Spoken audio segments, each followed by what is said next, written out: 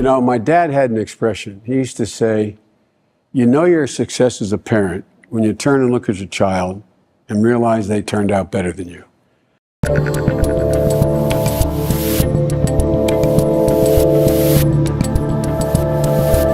All right, people, we are live on the internet. I'm Dave Rubin. This is the Rubin Report. It's June 12th, 2024. We're live streaming on Rumble, Locals, and YouTube. Share, subscribe, tap the notification bell if you haven't. As always, post-game show about 30 seconds after the show, rubinreport.locals.com. And we are in the midst of a crazy storm here in Southeast Florida. We do have a generator here at the house. We do have Starlink in case the internet goes down, but we shall see what happens because all hell is breaking loose outside and it's wet and there's electric wires all over the place and everything else. You know Mother Nature. She's a real bitch. Big show for you today. We're going to talk about basically the abject, total meltdown of everyone in mainstream media. They have been losing the narrative for years now. And as this Trump momentum continues to ramp up despite the conviction and everything else, they are starting to freak out more and more. And it's actually quite hilarious. And we'll connect this to the Hunter Biden conviction, which actually happened yesterday while we were live on air. And then we'll talk a bit about how the bad policies of Biden, mainstream media and lies aside, the bad policies of Biden are really the thing that are causing people to wake up. And then, of course, really, we'll wrap it up with the good stuff, which is what I always try to do here so that you don't go on through the rest of your day feeling crazy, which is that there are some people out there warning us of what the problems are and actually giving some solutions. So that is the agenda for today. We will start in clown world with AOC. She went on Kara Swisher. This is one of these leftist lunatics. Podcast, and she pontificated on what might happen to her if Donald Trump was to return as president of the United States. What happens to you if Donald Trump wins? What do you do? What's your first move? I mean, it sounds nuts, but like I wouldn't be surprised if this guy threw me in jail. Really? He's out of his mind. Mm-hmm. I mean, he did his whole first campaign around lock her up. Like, this is his motto. Oh, he didn't say that, you know. He said he didn't say that. Teasing. Yeah, right? That, yeah. I take him at his word. I take him at his word. I take him at his word when he says that he's going to round up people. I take him at his word when he threatens journalists. I take him at his word. I feel like what we saw in his first presidency was an amuse-bouche to what his intentions are. He has learned from his mistakes of appointing professionals, and he will not make that mistake next time. Okay, so you are going to see a ton of this over the next 4-ish months till the election. It is going to get ramped up and ramped up and ramped up. And even some people, I know you think AOC's nuts. She's completely bananas and she's a socialist and would love to upend America and she would love to jail her political opponents too, which, by the way, is exactly what the system is trying to do to Trump right now. But you are going to see more and more of this, not just from the lunatics, but from the more mainstream people, because there is simply at this point no reason to vote for Joe Biden, right? Unless you're a complete sellout or you wish for the destruction of America, what is there that you are supporting Joe Biden about? Is it about his mental clarity? Because that ain't there. Is it about the policies on the border or the economy or what's going on with wokeness in schools and everything else? Like, everything is wrong and more people are waking up to it. So it's not just going to be the complete lunatics that have always said Trump is Hitler and everything else like AOC that are going to be doing this. It's going to be the more moderate people that'll ramp it up too to stop Donald Trump. So there's a couple levels of irony here. What she is claiming Donald Trump will do, and the lock her up chance, Donald Trump didn't lock up Hillary Clinton, right? He didn't lock anyone up, okay? Some of his supporters, the base, might be annoyed that he didn't do some of those things that didn't drain the swamp the way he said. But it's AOC and the Democrats and this administration and the Department of Justice that are actively trying to put him in jail now. That's one part. She also mentioned that he wants to round people up. Yes, he has said he would round up illegals. We have about 7 to 10 million illegal people in the country. When you are here illegally, by default, by very definition of the word, you are breaking the law and you should not be here. Now, we can have all sorts of discussions. As I always say, what do we do about people who were born here? What do we do about people who have been here for years and are paying taxes and are law-abiding citizens and have jobs and have families? We can have all of those discussions, but we can't have those discussions until we figure out who is here and at least get rid of the criminals. Oh, and the terrorists who are coming through. We'll get to that in a little bit. But yes, this theme that AOC is pushing, that Donald Trump will put people in jail. By the way, that's not how the presidency works, right? Like there are still, I'd like to believe, institutions that semi-work, and you can't just become president and start throwing everybody into jail, right? I mean, even Biden and the corrupt Department of Justice and everything else, there's still mechanisms they're using to try to throw Trump in jail. It doesn't just happen like that. Anyway, I cannot believe they have brought this guy back. This is so freaking extraordinary. It needs to be studied. What does Brian Stelter, Mr. Potato, who got fired from CNN for being completely awful at his job, right? He was absolutely awful. He was the joke of the world to everybody. I miss him in a way because we used to have a lot of fun with him. He gets fired from his job at CNN, hosting a show called Reliable Sources, because he was completely unreliable, right? What did I always say? If they would have just retitled the show Unreliable Sources, then you've got something that makes sense there. Anyway, he gets fired from CNN about a year ago. He becomes a professor of journalism at Harvard because irony is completely dead. And now, for some reason, as if there aren't enough sellout pundits there and enough people who look like they're filled with jelly that you could put on TV, they are bringing him back on CNN. So I guess, I don't know if he's a contributor now or what, but here he is with CNN's Abby Phillips. And yes, he is also ramping up the thing around Trump, who will jail his opponents. It's valuable to think ahead to what may happen in a second Trump term. This is frankly speculative nonfiction because we use the words that Trump and his allies have said, and we use them to talk about the future. Jail, of course, is the extreme part of the spectrum. Imprisonment is an extreme part. But think about IRS audits. Think about government pressure on media companies. Think about other forms of government interference. There are a lot of pressure points. And frankly, Rachel Maddow's not the only member of the media thinking about this. I've talked to the heads of news organizations, CEOs of media companies that are thinking through, not in dramatic fashion, not because they're afraid of going to jail, but because they want to know what could Trump do to use his power in a second term to punish the media. And it's also now a real question whether the voters actually take that information and believe. Man, George Orwell himself, 1984, Newspeak, he would actually be impressed with what Brian Stelter just said there. It's speculative nonfiction. Well, if it's speculative, it's fiction. But they come up with these phrases and then they say these things, and I suppose a certain set of people actually believe them. By the way, when he's implying that Donald Trump might use the IRS to go after his political opponents, do you remember Lois Lerner, who was the head of the IRS under Barack Obama, and she went after all of the MAGA nonprofits? Do you remember that? That's what they do. 3 days after the recall of Gavin Newsom failed, and I campaigned with Larry Elder, the government of California was auditing me. That was the same day I put my house for sale, no joke. It's the mirror thing. Every single thing they say is what they themselves are guilty of. But yes, it is true. Rachel Maddow, who looks like a pencil, she is extremely worried that Trump's going to come after her. We've got some info here from the New York Post. Rachel Maddow said she is worried that Donald Trump returning to the presidency could mean she might end up in camps intended to house illegal immigrants. The MSNBC primetime host told CNN Monday that she was worried about the country broadly if we put someone who in power who is openly avowing that he plans to build camps to hold millions of people and to root out what he described as in subhuman terms as the enemy from within. Maddow added, "For that matter, what convinces you that these massive camps he's planning are only for migrants? So yes, I'm worried about me, but only as much as I'm worried about all of us." When Trump invokes the Insurrection Act to deploy the U.S. military against civilians on his first day in office, do you think he then rescinds the order in a day or two, Maddow asked? Okay, it's just they are ramping up the crazy again.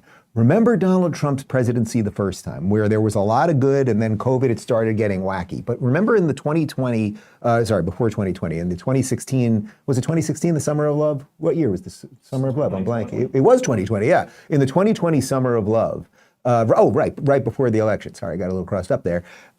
When violence was rampaging through blue cities and states, he didn't bring in the National Guard. So for all of the things that they're afraid of Trump on, He actually talks a bigger game than he actually does anything. But putting camps or making sure that you're going to kick out the illegals is very different than arresting pencil-looking lesbian MSNBC hosts, which I have not heard him say.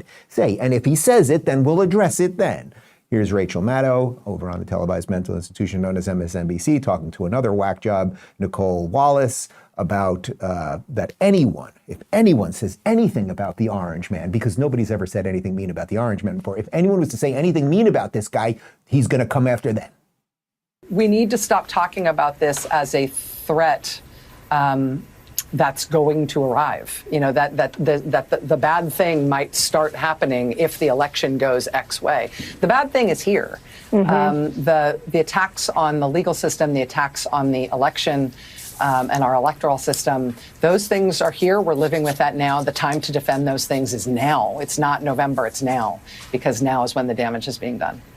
You know, I had George Stephanopoulos on, and I asked him some of these questions, and I said, you know, I was swatted, and it's a tactic meant to terrify you, right? Because people come to your house and your family lives there. And we talked about doxing, and there's so much that people don't surface, right? But the tactics that everyone on Earth One in a fact-finding position, and many of the folks we have on TV, former law enforcement, former prosecutors, all, you know, you ask two questions, you scratch a little bit, and you realize that everybody is under threat. Everybody who writes a story has either been doxed or swatted or threatened to be those things. People that cover the Trump story live differently, right, now than they did 8 years ago. This is such, I cursed a lot yesterday. This is such extraordinary BS. It's off the charts that people who say mean things about Trump and write about Trump are under threat. Ask the January 6 people who are in jail right now, in solitary confinement, who's under threat. How come the base of the Democrat Party, the Antifa Hamas crew, and we'll get to them in a little bit too, how come none of them are in jail? How come nobody who just defaced monuments in front of the White House is in jail, right? Like every single thing they say is a lie. It's incredible. Again, you have to admire it to a certain extent, not what they do, but how they do it. That they can give you the 180 reverse of the truth on everything and say it with a straight face. I honestly do not know. Don't know if this is, like Invasion of the Body Snatchers or what. I don't know how people could do it. I could never do it. I could not do it. Anyway, Elon Musk saw that clip and read the previous piece that we read for you a moment ago. He saw that clip though. And he wrote this, LMAO, laughing my ass off. Nobody cares because nobody is buying this epic nonsense anymore. But it's all they have. That's the thing. They're going into the well going, man, there's not much left here. We got to keep digging to dredge up something. And all they can dredge up is fear. And by the way, as I've said, it's going to continue to get worse, and you're going to see more and more people you think are sane who are going to go in on it, right? Because they want to stop Trump at all costs. By the way, when they talked right there about when Maddow talked about that it's the Republicans and the Trump people going after the legal system. It's Trump right now who is facing jail time. We'll find out on July 11th. When she said it's Trump and the Republicans going after the electoral system, it's you guys trying to take the Republican nominee off ballots in several states. It's you guys who don't want people to have IDs to vote. So who is really going after the electoral system? You may remember this one from a month ago, Nicole Wallace, what Trump's gonna do to her, which I'm kind of for, but all right, whatever. I've seen that toast a bunch of times, but it landed very differently this year because depending on what happens in November, 7 months from right now, this time next year, I might not be sitting here. There might not be a White House Correspondents' Dinner or a free press. While our democracy wouldn't exactly fall apart immediately without it, the real threat looms larger. A candidate with outward disdain, not just for a free press, but for all of our freedoms and for the rule of law itself. Nicole, I'll talk directly to you here. You are not part of the free press. You are a paid propagandist who works at a giant organization, MSNBC, and you are paid to sit there and read off your teleprompter and promote the government, Democrat, deep state, whatever you want to call it, narrative. You are nothing close to a journalist, and you probably shouldn't have that seat near because you should be fired for gross negligence, not because Donald Trump is going to jail you. We'll talk more about why you shouldn't believe the media in just a moment, but let me tell you guys about Native Path. Guys, heart disease, blood clots, strokes, kidney failure. This all can be found on the back of an ibuprofen bottle. And to top it all off, ibuprofen doesn't even get to the main cause of your pain and swelling problems. It's only temporary relief, and it's only masking the true problem, which is inflammation. Ibuprofen isn't a solution to your pain. Ibuprofen isn't only ineffective, it's downright dangerous, especially for seniors.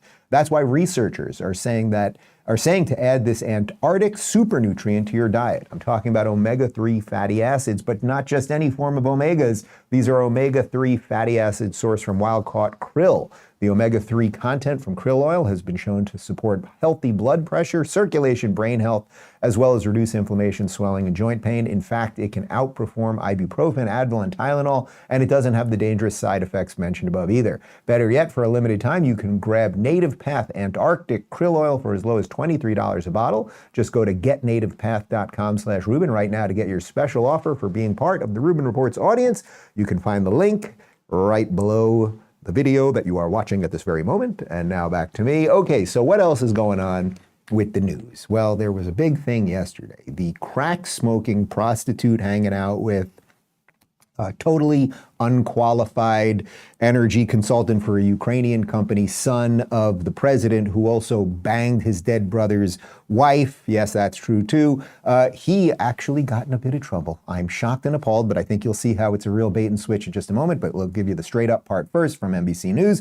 Hunter Biden trial live updates. President's son guilty on all 3 charges in federal gun case. The jury deliberated for only 3 hours on Monday afternoon and Tuesday morning before reaching the verdict. Okay, now what much of this, and we'll get to why this is actually complete nonsense, because I know a lot of you are going right now, or some, well, you guys are bright, but there are a lot of people out there that are like, oh, well, they have Trump on a felony and now they've got Hunter on a felony, so everything must be equal. But no, that's actually not what's going on here. So we'll get to that in a moment. But first, I want to show you a compilation of the mainstream media discrediting Hunter Biden's laptop, because the evidence of the crime that he is now found guilty of came out on the laptop. And as you guys know, 51 former intelligence officials told everybody before the election that it was complete nonsense and it was Russian misinformation. Somehow I didn't fall for it. Donald Trump at the debates was saying it was real. Why is it that the media lied and lied and lied and lied and lied? And it's only now in the trial of the crack-smoking prostitute having illegal gun son of the president that they are admitting that the laptop is actually real, because the evidence was freaking on the laptop about the gun and much more. So here's just 90 seconds of the mainstream media lying about that. Go ahead. No, I probably best I don't. Obviously, we're not going with the New York Post story right now on Hunter Biden. This is really one of the stupidest October surprises I've ever seen. It helps to really view this as storytelling, not so much as news coverage, but as political entertainment. NPR explained, we don't want to waste our time on stories that are not really stories. Who even thought to make that story up? It's a story that many intelligence experts say has all the hallmarks of a foreign interference campaign. It looks like it's tied to Vladimir Putin in Moscow. This is a Russian intelligence disinformation campaign. Foreign intelligence operation. Foreign intelligence operation. Russian intelligence. Rudy Giuliani was not fed passively Russian disinformation. He ordered it off the menu. This is a classic example of the right-wing media machine. And he's in the midst of a scandal. He's not. And he's taking... Of course he is, no. Leslie. We should note Hunter Biden isn't running for president. That argument has been debunked. There is no evidence that Joe Biden did anything wrong. For all we know, these emails are made up. It just lacks credibility. Okay, I would love if you guys would start doing that digging and start doing that verification. No, we're not going to do your work for you. Character matters. It matters. Telling the truth matters. Being a good person matters.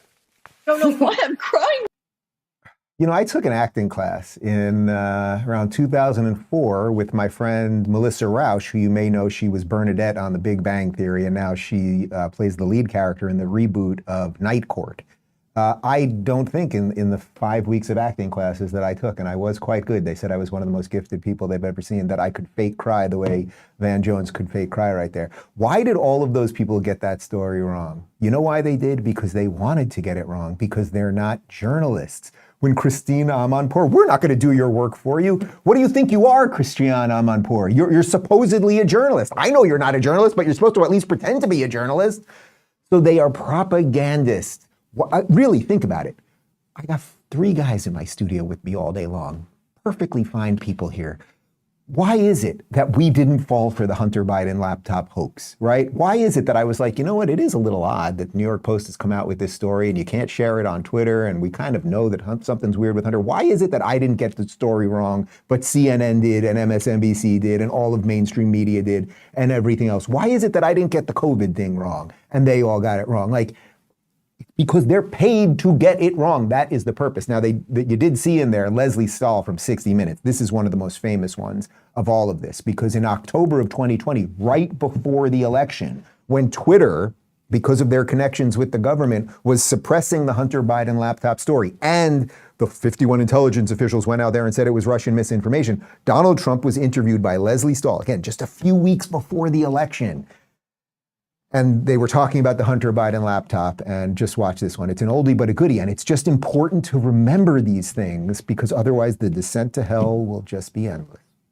You know, this is 60 Minutes, and we can't put on things we can't verify. You won't put it on because it's bad for Biden. We can't put on things we can't verify. Leslie. You know what you told me a long time ago when I asked why you keep saying fake in the media? Yeah. You said to me, I say that because I need to discredit you, so that when you say negative things about me, no one will believe you. I don't have to discredit you. And that's what you told me. You've discredited yourself. You told me that. Leslie, you've discredited yourself.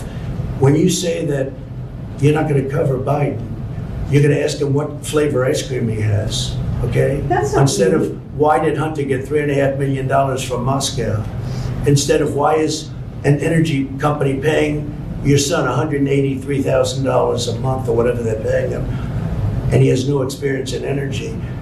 You know, you discredit yourself. I don't have to discredit you. So this story about Hunter and his laptop, some repair shop found it. The source is Steve Bannon and Rudy Giuliani. I don't know anything about that. I just know it's a laptop, and they haven't. And you're making this one of the hottest, most important issues in your rallies. It's a very important issue to find out whether or not a man's corrupt who's running for president, who's accepted money from China and from Ukraine and from Russia. All these I think things that's have an important been issue. investigated and discredited. It's incredible the way you can try and say this and sit there and look me in the eye and say it. A Republican He accepted committee. money, his family, from Russia, from Ukraine, from China, and from other places. And His brother, who didn't have experience, became a big builder in Iraq without experience. Take a look at what's going on, Leslie. And then you say that shouldn't be discussed. I'm saying It's the biggest scandal out there, Leslie, and you don't cover it. because it can't be verified. You want to talk I'm about telling you. insignificant things. I'm telling you. Of course it can be verified. Excuse me, we they cannot found the verify. laptop. Leslie, It can't be Leslie, verified. what can't be verified? The laptop. Why do you say? Okay, so everything Donald Trump was saying there has turned out to be true, and everything that Leslie Stahl said was a lie. So Leslie Stahl, I assume she still works at 60 Minutes? Who knows? Yeah, she still works there. Leslie, you're on Sunday nights, I guess. I don't watch that crap anymore. But like, lady, get on television and admit to everyone you're a fraud, or you're a paid hack, or you're working with the government, or you're just bad at your job, or resign live on air. Say, I did one of the worst interviews with the president of the United States ever, because everything he said was true and I made it seem like he was lying or making up everything, right? Why is it that Hunter Biden was working at Burisma? Why is it that we now know that the Hunter Biden laptop is real? What are the connections between 60 Minutes and, say, the CIA? Are they connected? Because 51 intelligence officials are telling you it's a lie, and that's what she's repeating to the president of the United States. And guess what, guys? It really could have swung the election, because do you remember this moment during one of the debates? We're going to have stuff follow-up is true about Russia, Ukraine, China, other countries, Iraq. If this is true, then he's a corrupt politician. So don't give me the stuff about how you're this innocent baby. Joe, they're calling you a corrupt politician. Nobody. President Trump, I want to stay on the issue of race. We're talking about the issue. Laptop from hell. President Trump, we're talking about race right now, and I do want to stay on the issue of race. President Trump, I have to respond to that. Please, because look, there are 50 former national intelligence folks who said that what he's accusing me of is a Russian plan. They have said that this has all the 5 former heads of the CIA, both parties, say what he's saying is a bunch of garbage. Nobody believes it except his and his good friend Rudy Giuliani. You mean the laptop is now another Russia hoax? That's exactly what. Is this where you're going? This is where he's going. The laptop is Russia. Gentlemen, I want to stay on the issue of race. You have to be kidding. Here we go again with Russia. We're going to continue on the issue of race. Mr. President. It really is extraordinary going back and watching these things. So you have to remember, they lied and pretended that Donald Trump was somehow installed by Vladimir Putin, right? It was Russia collusion, and they kind of impeached him twice for it. Nobody even remembers why anymore or anything related to that. Okay, put that aside. There is Joe Biden saying that these 50 intelligence experts have all debunked it. And we now know that was a lie, to the point that his son, now everyone's admitting it was put in a court of law, and everyone's admitting it was real, and his son could potentially be in jail because of it, although he'll probably pardon him, even though he said he won't.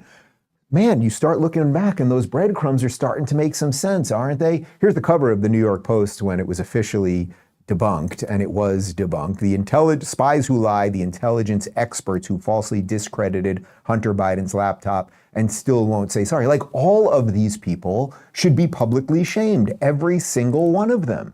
What is their job? Their job at the CIA is to have a certain set of knowledge to hopefully keep the American people safe from threats, foreign and domestic. And they've actually weaponized it to go after the people, the domestic people in this case, the sitting president of the United States, because they do not like him. And of course, you remember, we're just doing a little trip down memory lane, they literally locked, because the government was working with Twitter at the time, the pre-Elon Twitter, they literally shut down the New York Post's account because the New York Post was saying that the Hunter Biden laptop was real. You may remember this. This is from Epoch Times. Update, Twitter still has yet to unlock New York Post's account after it published several bombshell reports about an alleged laptop and emails belonging to Hunter Biden, according to several of the paper's editors. I mean, really think about that, guys. It's absolutely insane. And let's just go a little bit further. It was not that hard to put today's show together, was it? Like, it was pretty damn obvious, because once you start seeing this stuff, you cannot unsee it. How about this from August of 22, when it started becoming more obvious to even the brain-dead buffoons of the mainstream media that they weren't going to be able to hide the Hunter Biden laptop story anymore. Here's Mark Zuckerberg going on Joe Rogan's show, basically saying that the FBI encouraged Facebook to shut down the story in the first place. The distribution on Facebook was decreased, but people were still allowed to share it. So you could still share it, you could still consume it. So when you say the distribution is decreased, it got shared. How does that work? It basically, the ranking in newsfeed was a little bit less. So fewer people saw it than would have otherwise. So it definitely... By what percentage? I don't know off the top of my head, but it's meaningful. But I mean, basically, a lot of people were still able to share it. We got a lot of complaints that was the case. Obviously this is a hyper-political issue, so depending on what side of the political spectrum, you either think we didn't censor it enough or censored it way too much. But we weren't sort of as black and white about it as Twitter. We just kind of thought, hey, look, if the FBI, which I still view as a legitimate institution in this country, it's a very professional law enforcement, if they come to us and tell us that we need to be on guard about something, then I want to take that seriously. Did they specifically say you need to be on guard about that story? No, I don't remember if it was that specifically, but it basically fit the pattern. Do you get that? Do you get that? So they don't put it in writing. Guys, make sure that the Hunter Biden laptop story doesn't trend on Facebook. But it's like, we can hint you enough. Why is the FBI talking to Facebook about what news stories can trend or not? I can't believe I'm going to say this, but I am slightly sympathetic to Mark Zuckerberg in that instant. First off, he says that he viewed the FBI as legit. I think most of us would like to view the FBI as legit and in working in our interests, and the CIA and the rest of it. I think most people are now starting to realize that's not the case, and that's a very scary thought if you think about it, as far as it goes for our institutions and our ability to have a country that is going to make sense if the people that are supposed to be protecting us are actually going after us. But what the most nefarious part of that, let's put aside whether Zuckerberg's intentions were good or bad, or whether he wanted Biden to be elected or anything else. What he basically said there was distribution was basically declined. So meaning, okay, maybe some people could post it, but then I can't really tell you how many people would see it, right? He doesn't have the numbers on that. He doesn't know what the percentages are on that. That's what we call shadow banning. On Twitter, we would call it shadow banning, meaning you would tweet, and if you have 1 million followers, you expect, I don't know, a couple thousand people at least to see it, but suddenly you'd get no traction whatsoever. So they can use, and this is why when we talk about AI, it's so dangerous, because the same people who have manipulated the system, so you see this news, or you don't see this news, or if you think this, they want you to think that, and they can shift you in every which way. Well, wait till the robots and the machines take that over. Then we got a bigger problem. But the point is, all of the breadcrumbs are right in front of us, and it's really just if you want to see the truth or not. Do you want to live in the matrix, or do you want to pull the thing out, and it's going to kind of suck for a little bit, because you're going to realize, man, I've been sitting in goo, and I'm naked, and there's a bunch of robots here. Is anyone getting this? Someone's getting this, right? It's a problem, but the truth will set you free. Anyway, we got more on the other side. Let me talk to you about preserved gold. Guys, a new central bank digital currency is coming and could replace your dollars with digital currency. With it could come surveillance of our lives, freezing of assets, and government control over our bank accounts and how we spend our own money. Americans who want to protect their liberty and privacy need to prepare themselves for what's to come. That's why many Americans are turning to physical gold and silver to diversify their wealth. If you want to help protect your retirement, I recommend you request your free investment guide from my friends over at Preserve Gold today. They'll explore the right options for you and will help you with the process to have physical gold and silver delivered right to your door or inside your IRA, 401k, or other qualified retirement account. And they make it easy. They're BBB accredited with 0 consumer complaints and hundreds of satisfied clients. They are also a founding member of the Precious Metals Association, so you know you're in good hands. And as an exclusive offer for Rubin Report viewers, they'll give you up to $10,000 in free gold and silver with the qualifying purchase or retirement account rollover. They'll even throw in an immediate $500 account credit if you request your investor guide today. So don't wait. Visit preservegold.com/Dave today to get your free gold and silver investment guide and take the first step towards helping protect your wealth. Again, that's preservegold.com/Dave to get your free guide from the good people at Preserve Gold. And now back to me. Okay, so what did I say before? Partly what the machine is doing right now is they want you to think, oh, we got Donald Trump, he's a felon, and just a week and a half later, now Hunter Biden's a felon. So they want you to think that everything's equal, that Lady Justice has that blindfold on. But we are going to now illustrate that no, things are not exactly equal. So first off, here's this is from NBC News, some updates on the Hunter Biden situation. Hunter Biden trial live updates. President's son guilty on all 3 charges in federal gun case. The jury deliberated for only 3 hours on Monday afternoon and Tuesday morning before reaching the verdict. Okay, so you got that part already. But now I want to start showing you how the media, because we now know the corporate media, they do not act as journalists, they act as activists, how they start framing things. So remember, Donald Trump, it was a great act of justice that they got him for his accountant miswriting something that had something to do with paying off a prostitute, and that had something to do with campaign finance laws. Nobody knows, 34 counts, okay, fine. But now watch as they run cover for this verdict. Here's ABC, and they're very upset that someone smiled in the courtroom and Jill Biden wasn't there. It's a whole thing. Olivia, we're looking at pictures right now of First Lady Jill Biden. As you point out, she was there for the trial every day but one. She was not in the courtroom for the verdict? She was not in the courtroom for the verdict, and I can tell you, David, as I sprinted out of the courtroom to come down to you as it was after wrapped up there, she was heading in just as I was heading out. She was rushing through that lobby, appearing, we don't know if they intended for her to not be here for Valerie, but it certainly does appear as if it's possible that they missed the reading of the verdict. It happened quite quickly from when it came down just after 11. Her clerk, the judge's clerk, came into the courtroom to say that the verdict had been reached, and just moments later, it was being read. And you could kind of almost sort of sense what that verdict was going to be initially when they walked the jury in. Again, something we have talked about before, the jury not looking at Hunter Biden. One of the jurors actually took his seat smiling, which was quite striking to see him smiling right before that verdict was read. But again, Jill Biden not in the courtroom. And again, the least amount of Bidens essentially that we have seen in the courtroom for the reading of the verdict. The First Lady not there for the verdict, though there just about every other day of this trial to show her support. Olivia, thank you for the color.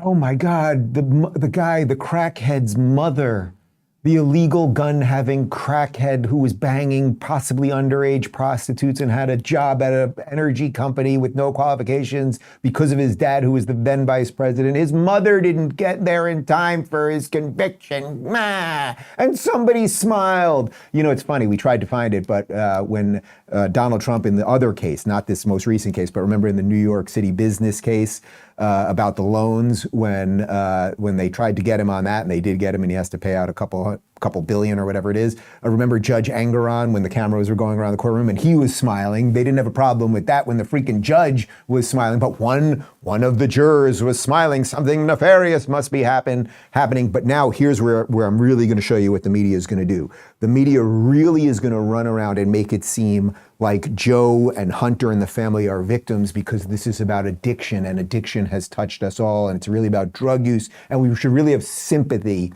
for these people. Here's ABC's Terry Moran. An extraordinary scene to watch the First Lady leave that courthouse holding her son's hand. It really was, David, and it reminds us that for all of the major implications of the first conviction of the child of a president, this trial inside the courtroom, like virtually every criminal trial, was a personal story, a personal tragedy, a family tragedy. The guilty verdicts that the jury has handed down on Hunter Biden were verdicts not just on his conduct under law, but on his collapse into drug addiction and the consequences of it. So many American families understand that, and now the first family has gone through it as well. The political consequences of it, may be tempered by the fact that this is a scourge that has touched so many American families, even the president's. Yes, guys, we better have sympathy for them because, yes, it is true. People do get hooked on drugs, and that is disappointing. And we've all probably everyone watching this one way or another, you know someone who either you lost on drugs, I've lost friends because of drugs, or all of that stuff. But the way they are framing it, that you are supposed to be sympathetic to him right now. Imagine if Donald Trump Jr., the president's son, President Trump's son, was caught on a laptop banging potentially underage hookers, weighing crack, having an illegal gun, all of the stuff. Do you think that ABC would be like, and Donald Trump really does love his son, and we should be sympathetic because people do have drug use and everything else? But don't worry, guys, that's one of the things they're going to do. And the other thing they're going to do is they're going to really start pushing the idea that President Biden should pardon his son. This is from ABC's John Carl. And as we know, President Biden had said not long ago, when asked about all of this, all of the legal trouble swirling around Hunter, that his son had done nothing wrong. So while you had asked him, and he said that he would respect this jury verdict entirely, that he would not pardon his son, I am sure there are some interesting conversations happening right now inside the Biden family and at the White House. I'm a journalist, and I'm sure there are interesting conversations happening about the guy letting his son off because he could do it even though he said he wouldn't do it. And they just pretend that this is journalism. Anyway, let's go back. One more. It's about addiction, and we better be sympathetic because it could happen to almost everyone I know. Oh, really. Growing up, I knew a lot of people whose parents were either vice president or president and who were crack smokers and banging underage prostitutes. And all my friends worked for Burisma, this Ukrainian energy company, and they got all this cash. It was like pretty much everybody. So I am very sympathetic to this. You could talk a little bit more about this. It seems to me that it would be very hard to find a jury that has been untouched by addiction completely. Yeah, and the reason that I wanted to come forward and write about this is because even though I've been sober since I was a teenager, I felt that the disease that Hunter Biden has is the same disease that I have, is the same disease that, almost 20% of the country has. And, Republicans do love to talk about like fentanyl coming over the border. Like there's a reason that drugs are a problem in this country, and it's largely because of addiction. So this is another part of that. Okay. Everyone's been touched by drugs. Again, like joking aside for a second, okay, we can all be sympathetic to family members that get hooked on drugs or anything else. People that die by drugs, the fentanyl crisis, you're right. I don't like this thing where they call it a disease. Like it's an action, not a disease. But let's put that aside for a moment. You see what they're doing. Again, imagine if this was a Trump kid. Oh my God, it's better. We've all been touched by this, so we better be sympathetic. And I do hope that he'll pardon his son because we've all been. But okay, remember before I said that this is actually a trap. What they're trying to do right now is make it seem that the Hunter Biden conviction is the same thing as a Trump conviction. So that'll make it so the average kind of, just NPC person, non-playable character person will be like, oh, the justice system is equal. Well, no, it's a complete farce. We'll get to that in just a second. Let me tell you guys about Pure Health Research. Guys, in these challenging times, it's more important than ever to prioritize our health and the health of our loved ones. But there's a hidden threat that's been quietly affecting millions of hardworking folks like you. A sluggish and overworked liver, just like how our traditional values are under attack, your liver is constantly assaulted by GMOs, microplastics, toxins, fluoride, and all the stuff and a bunch of stuff you might not even know about. It's time you take action. That's where Pure Health Research comes in with their groundbreaking supplement, Liver Health Formula. The natural ingredients and nutrients in this formula are designed to support your liver's natural detoxification processes for head-to-toe revitalization, shed unwanted pounds, and maintain an enjoyable, active lifestyle. Liver Health Formula is made using only the highest quality, carefully selected ingredients. It has 11 powerful, clinically proven ingredients to detoxify and rejuvenate your liver at the cellular level. As a special offer for my listeners, you can try Liver Health Formula and get a free 1-month supply of nano-powered omega-3 to support your heart health as well. This is an exclusive offer for my audience. Visit getliverhelp.com/Rubin now to claim your exclusive gift and take a proactive step towards a healthier, more vibrant you. That's getliverhelp.com/Rubin. And now back to me. Okay, so now I really want to kind of drill in on how the mainstream media is going to frame this thing. They are going to tell you repeatedly that this proves now, because they got Trump on a conviction and now they got someone whose last name is Biden on a conviction, that the justice system is equal. And then we are going to debunk that nonsense. So here's Chuck Todd doing just that. I also want to pull back even more here. There's not many countries in the world where the son or daughter of said country would get prosecuted in their judicial system. This is how different America is, and I do think that this is a really good day for the American system. Okay, that you know what, it really does try to operate. No one says it's perfect. We have plenty of flawed individuals in the judiciary branch. We learn about more and more of them every day, some days.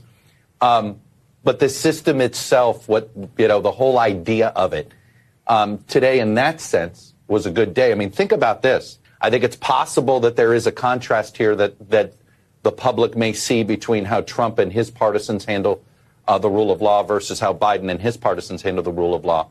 And then I'll be honest, I personally am this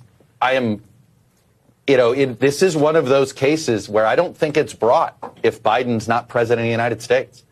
This is one of those things. If Biden had chosen not to run in 2018, I doubt Hunter Biden's ever prosecuted for something like this. In some ways, we may look back on this and say he was held more accountable because of who he is, not less accountable because of who he is. Which would be Chuck, we're watching these live pictures, Chuck.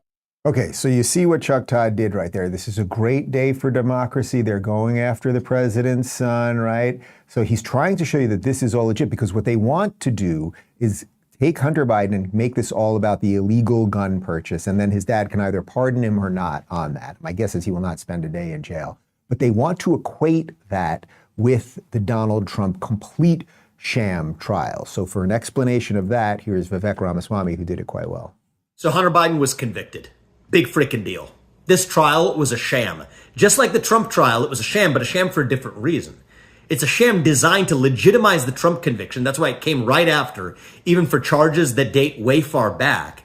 but it also avoids accountability for the Biden crime family on the actual things that Hunter Biden should have been charged for. Like, for example, peddling foreign influence while his actual father, Joe Biden, was the vice president of the United States. Hunter had no business serving on the board of a Ukrainian energy company, a state-affiliated energy company that's affiliated with the same country, Ukraine, that his father, now as the U.S. president, is sending hundreds of billions of dollars of your taxpayer money to. That's where the real crimes lie. So this deflects accountability for the actual investigations that are more close to implicating Joe Biden, while coming in convenient timing right after the sham Trump conviction in the veil of bipartisanship. Don't buy it. I said this before, I'll say it again. This is a smoke screen, and the reality is you got to cut through it to get to the essence of what's happening in this country. Yeah, Vivek is completely right on that. So you get it. The gun charge, oh my God, that it was an illegal gun purchase. That is what they're saying they're getting, or that they're getting him on that. That is a fact. They are getting him on that. Whether he serves jail time or not is irrelevant. They're getting him on that because they want the average person to now be like, oh, I remember what happened to Trump last week, and he's a convicted criminal. And oh, they also did it to the president's son, and he's a convicted criminal, except they're getting him on the wrong crime. The wrong crime is everything having to do with Burisma, the energy company. And now we're giving hundreds and hundreds of millions and billions of dollars to Ukraine. That is the problem. He only had that job because of who his dad was. Of course, the other problem is that people aren't buying the fact that Trump is now a convicted felon. We will see if he serves any time for that. We'll find out again on July 11th. It's going to be a big day. But people are not buying it, and they are not buying anything that the Biden administration or their clowns in the mainstream media, who we've shown you here, are selling. Tim Dillon, comedian Tim Dillon, was on Joe Rogan's show, and he was talking about how Trump's going to beat Biden from jail. Definitely think there's a little bit of that going on. I don't think that's Trump will beat him, I think, from jail. Yeah, 100%. Trump will win. Yeah, but I don't know if it's real. Yeah. I don't know. I mean, look, I don't want to cry election fraud, but why would I imagine that they would manipulate everything openly except the election? But this is you know what I'm saying? But this is what I'm saying to you. Is it not possible that they haven't gone off Joe Biden because there was some in the last election? Well, is it not possible to some degree that they have this rabid insistence on this clearly dementia-ridden guy because their promises have been made and there are people in positions of power that could speak? I don't know anything. That's a possibility. I mean, it's just a guess, right? Who knows? I'm just asking the kinds of questions that people on Twitter will call me a name for asking. It's worth asking all of these questions, right? Putting aside election fraud and everything else, why is the system running cover right now for a man we all know who has dementia, who the corruption around him stinks to high hell? We see now, I mean, we've shown you in the last 45 minutes, we've shown you plenty of the evidence of how they've run cover for him to all take out Donald Trump. And why is it they fear Donald Trump that much? So you don't have to, it doesn't matter what you think about election interference and everything else, although Rogan does bring up an interesting point. If they lie about absolutely everything, right? They've lied about every big story, Hunter Biden laptop and COVID, and I do this every freaking day. Brett Kavanaugh's a serial rapist, the company kids are racist, Smollett was going to be lynched, all of this stuff. If they lie about every single thing, then why wouldn't they lie about that too? What would you do to stop a man who you thought was Hitler from becoming president? Would you shoot baby Hitler? That's the old thought experiment. Would you shoot baby Hitler? What would Rachel Maddow do to stop Donald Trump from becoming president if she thought she was going to be put in a camp with illegal immigrants? I guess she doesn't like illegal immigrants that much. I guess they're not huge fans of lesbians. Who knows? But I think all you really have to do is something that I read that Twitter thread from David Sacks the other day. David Sacks, former CEO of PayPal, huge tech magnate, billionaire. And he hosted a big fundraiser for Donald Trump. And in his Twitter thread where he said, why did he do it? Because I don't think he voted for Trump last time, but he's come around.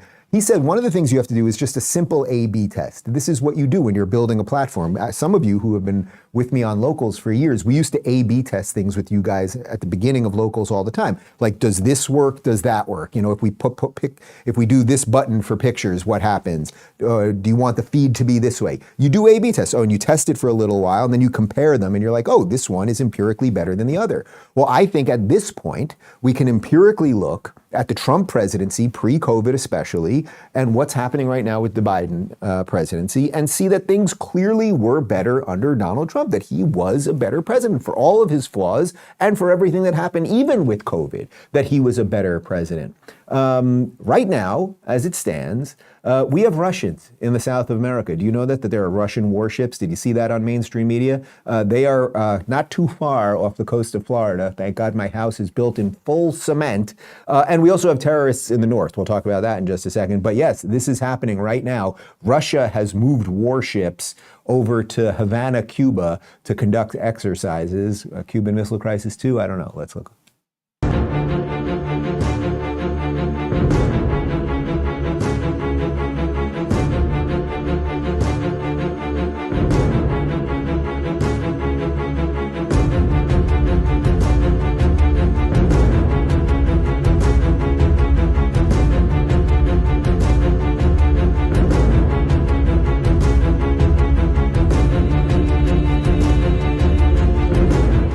Okay, so we didn't add that music in there. That obviously ramped up the drama. Connor, that wasn't you. That was the original video footage. But basically, Russia has warships right now about 30 nautical miles off of the Florida coast. I'll give you some more info on that in just a second. And it's like, do you think that that's maybe, like, am I a complete conspiracy theorist or what? Do you think that's maybe because Russia is now testing the United States? You know, we're basically on the border of Russia because we're just funding Ukraine to fight Russia, a country that it cannot defeat in conventional warfare. And Russia's like, you know what? Biden's kind of weak. There's an election coming up. America seems like it's falling apart. Who believes this guy? Why not let's send a couple ships to 30 miles off of Florida, off of the American coast? That is literally what's happening right now. We've got a tweet and some images from Civil Defense News. Alert, Russian fleet are currently only 26.4 nautical miles off the Florida coast near Key Largo. U.S. warships and aircraft are shadowing them, possible showdown coming. So look, I don't know exactly what's going on here. It could be a lot of chest thumping and bumping and the rest of it. But it seems to me that Russia would not have had the balls to move warships 30 miles off the coast of the United States if Donald Trump was still president. By the way, my trusty editor back there, Joey, is going to Key Largo this weekend, I've been told. Well, that's a shame. That's a shame. Maybe he should, what about? Gosh, that sucks. So if our editing's a little weird next week, you'll find out why. Anyway, a little bit more from U.S. Civil Defense News. Update. If the Russian nuclear submarine launches its 4,500 km Caliber M nuclear tipped missiles at D.C. and New York from off the coast of Florida, the U.S. will not be able to stop them or shoot them down. No Patriot missile defenses are deployed within the United States. Okay, so again, I'm not doing this to fearmonger or anything else. It is a little concerning that Russia has these ships miles off our coast. We don't have Patriot missile defense warnings, and we clearly don't have any deterrence. And do you think it's possible that Putin might just be like, you know what? I've had it with this war. They are going to fund this thing to the tilt. Instead of me having to nuke, say, Belarus or Ukraine, which is right on our border, actually, why don't we just nuke Florida? Or why don't we nuke DC or New York? So we're just going to move some ships there. Like, we could be getting into a Cuban Missile Crisis too. Again, I am not saying that to freak you out, even though I freaking live in South Florida. Like, I'm not thrilled about this thing. I'm just saying, like, this is what bad policies wrought on all of us. And you know what also bad policies do? They open up borders, and then you let 7 to 10 million illegals in. And then this happens. This is from NBC. There's a bunch of ISIS terrorists in the United States. We caught a couple of them, but who knows how many there are. Back home now to the terror arrests across the country. We've learned several men with suspected ties to ISIS living in the U.S. have been taken into custody. Julia Ainsley is with us with more. Julia, what happened? Lester, the 8 suspects are men from Tajikistan who were all arrested by ICE over the weekend in Philadelphia, Los Angeles, and New York. Sources familiar with the matter tell us the men crossed the southern border, some over a year ago, and that border agents found no evidence of terror ties at the time. A recent FBI probe then uncovered the 8 men may have ties to ISIS, similar to a case we first reported here at NBC News last month. That one involved an Uzbek migrant in Baltimore with suspected ISIS ties. Tonight, the FBI and DHS say the suspects are now in ICE custody and warned that the U.S. is in a heightened threat environment for terrorism. All right. So, we did let in 7 to 10 million illegals, and we caught 8 ISIS guys. Do you think they're the only ISIS guys? Do you think? And guys, this is to the backdrop of October 7th and everything else that's been happening in the country for the last couple months, where masked Hamas supporters are now openly, brazenly wandering around the streets of D.C. and New York and every Democrat-run city and everything else. And then, of course, the other problem here is that the Democrat Party is supporting all of this. So the base of the Democrat Party is radically anti-American right now, and Joe Biden doesn't know what to do with that. Here he was giving a speech yesterday are we doing the subway thing now or the Biden thing? Oh, you know what? We'll hold that for just a moment. Check this out, since I mentioned New York City. This is the New York City subway yesterday. For me, someone that lived in New York City for 15 years, there were times that my family in the early 1900s, we had over 100 family members living in New York City. We have one cousin left, one distant cousin of mine, because everyone has left. This is the subway in New York City. Check this out. Raise your hands if you're a Zionist. Raise your hands if you're a Zionist. Raise your hands if you're a Zionist. This is your chance to get out. This is your chance to get out. Okay, no Zionists, we're good. Woo! No Zionists here. Guys, this is terrorism. Terrorism is not just blowing up subway cars, which, by the way, these people will do, and they will blow up planes. That's the only thing the Palestinian movement has ever exported, which is terrorism. 16% of New York City is Jewish. Now, you don't have to be, first off, when they say Zionist just means that you believe that the Jews have a connection to the ancient land of Israel and you believe the state should exist. It's not just Jews that believe that. There are literally hundreds and hundreds of millions, if not billions, of Catholics and Christians and atheists and everyone else who believe that. But they would only be subjected to this. Right? It's only the Jews that would be subjected to this. That is a type of terrorism. You have mask-wearing people threatening people. Imagine if you were just a young family. Imagine if you were just a young family who happens to be Jewish sitting on that subway train, what they would do to you. But they will do jack shit in New York City. It's built in. Eric Adams will give speeches about, no, we don't tolerate hate here. And that is what will happen there. And the problem is that the base of the party are these people. So now let's get to the Biden video. This is yesterday. He was giving a speech, and the pro-Hamas base, they're not so thrilled with him even.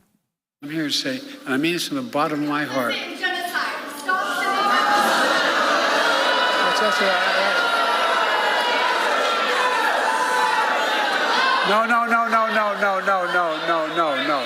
No.